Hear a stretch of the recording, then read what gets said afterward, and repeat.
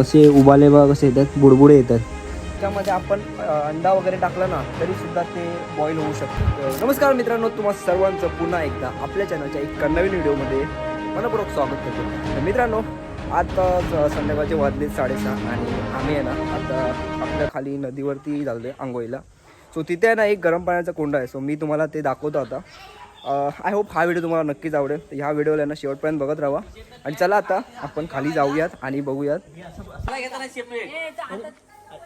अरे पण हळदी त्याला ह्या कपड्यावर नाही असा घालायचं दुसरे कपडे आहेत ना असं चड्डी घेते अशी चड्डी फिरायला निघालास का चड्डी घेते अशी तू बस जास्त बस अरे मेरा गडगुल्ला जा जा संध्याकाळचं वातावरण बघा कसलं जवळच. इथं पोरं खाली खेळत आहेत आणि हे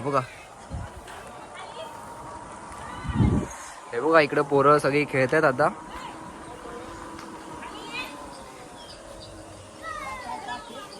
काय बटर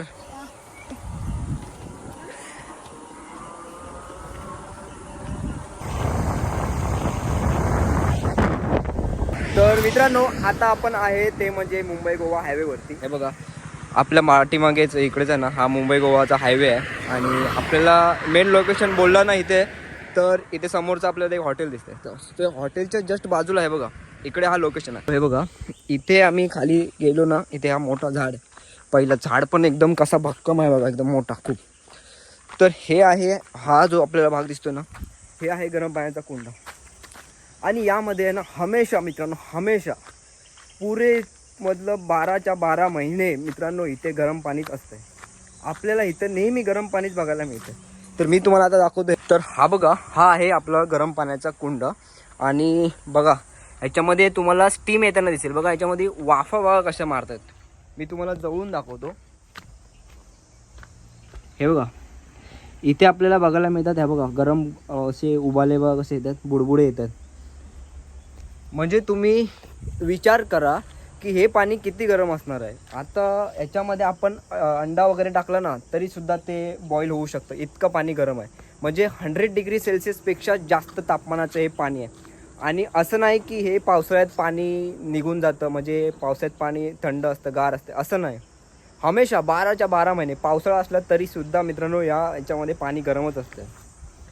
तर तुम्हाला काय माहिती आहे हे कशामुळे होतं आहे, तर हे आपल्याला कमेंट सेक्शनमध्ये सांगा. बुडबुडे बघा कसे येताना दिसतात आपल्याला. आणि ह्याची पातळी मित्रांनो एवढीच असते हमेशा, कारण की जास्त हे भरत नाही. हे एवढंच जो आपला तो लेअर दिसतोय ना तेवढ्यापर्यंतच पाणी असतं. आता उन्हाळा असल्यामुळे थोडासा पाणी त्याचं कमी झालं, नाहीतर हे एवढंच असतं.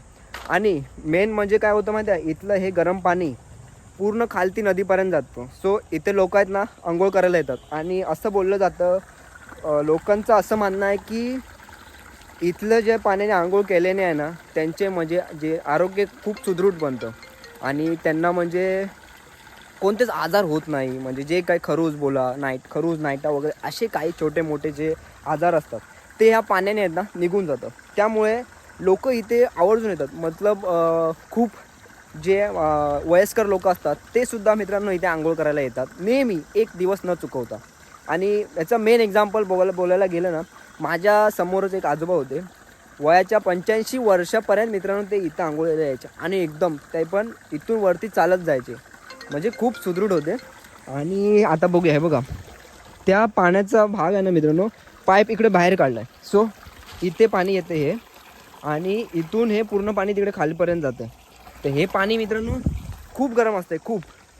याच्यामध्ये इथे आपण आहे ना हात पण नाही टाकू शकत. तरी पण मी तुम्हाला एक दाखवतो. आहे बघा हे पाणी आहे ना मित्रांनो खूप गरम आहे. आपण याच्यामध्ये जास्त वेळ हात 1 मिनिट 2 सेकंडसुद्धा मित्रांनो आपण हात ठेवू शकत नाही, एवढं गरम पाणी असतं.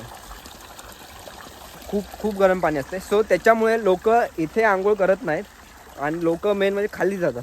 आणि जेव्हा पावसाळ्यात या साईडून इकडून पाणी येतं, सो त्यामुळे लोक आहेत ना इकडे आंघोळ करतात या भागात. हा तो याचा ओढा आहे पूर्ण, जो तिथपर्यंत खालीपर्यंत जातो. तर मित्रांनो ही आपल्या कोकणाला मिळालेली निसर्गाची देणगी आहे, जी आपल्याला जपता आली पाहिजे. कारण की आपण काय करतो, जिथे जातो तिकडे आपण म्हणजे असं काय ना काय आपले कचरा वगैरे करून येतो. पण असं नाही केलं पाहिजे. आपण त्याचे संवर्धन केलं पाहिजे आणि एक्सप्लोअर करतोय आपण, कारण की लोकांना आपलं कळायला पाहिजे आपल्या कोकणात काय काय आहे. सो आता मी पहिलं खालती जाऊया. तिथे नदीसुद्धा आहे मित्रांनो, एकदम जबरदस्त व्ह्यू, लोकेशन एकदम मस्त.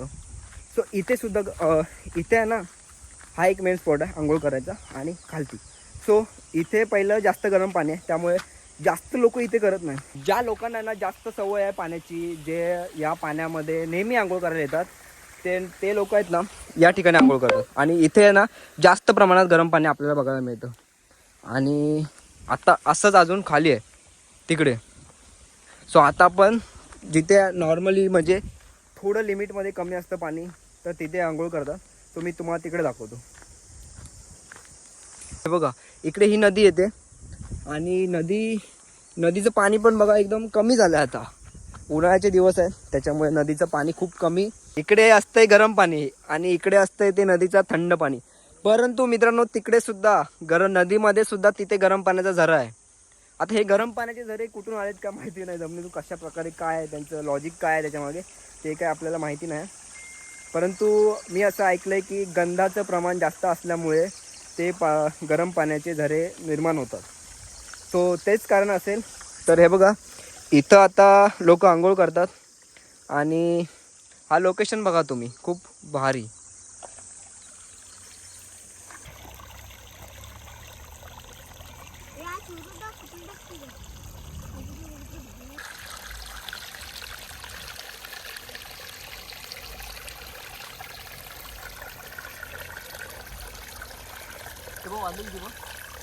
सव्वा सात. मित्रांनो, या पाण्यामध्ये आंघोळ केल्याने आहे ना 101% मी सांगतो, तुमचे जे काही त्वचारोग असणार ते सगळे निघून जाणार. आणि हां, ते नक्कीच निघून जातात, कारण की या पाण्यामध्ये एवढं ते वैशिष्ट्य आहे ना या पाण्याचं, ते त्वचारोग निघून गेलेच पाहिजे मित्रांनो. तर कोणाला आज तुमच्यामध्ये कोणाला काही प्रॉब्लेम असतील त्वचारोगाचा किंवा बोला कसला, तर तुम्ही ना नक्की मित्रांनो या पाण्याने एकदा आंघोळ करा. गरम पाण्याचं झरा आहे ना, त्या पाण्याचं आंघोळ करा मित्रांनो, ते गेलंच पाहिजे. तर मित्रांनो, आता आपण चाललो आहे घरी, जे की आता आपण आंघोळ करून आलो. खूप मस्त फ्रेश वाटतं एकदम. आणि आता निघूयात, आपण घरी जाऊयात. तर मित्रांनो, तुम्हाला हा व्हिडिओ कसा वाटला हे मला तुम्ही कमेंट सेक्शनमध्ये नक्की सांगा. हा व्हिडिओ तुम्हाला आवडला असेल तर व्हिडिओला लाईक करा, शेअर करा आणि सबस्क्राईब करायला मात्र अजिबात विसरू नका. आणि भेटूया आणखीन अशाच नवीन व्हिडिओमध्ये. तोपर्यंत बाय बाय.